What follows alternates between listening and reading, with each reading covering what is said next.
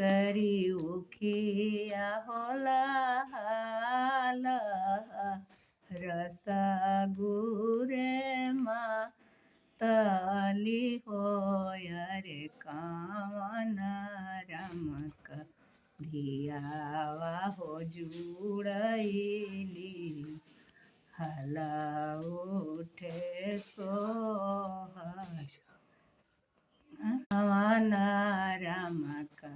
धियावा हो जुड़ैली हलिया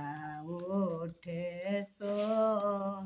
ससुर कौखिया होला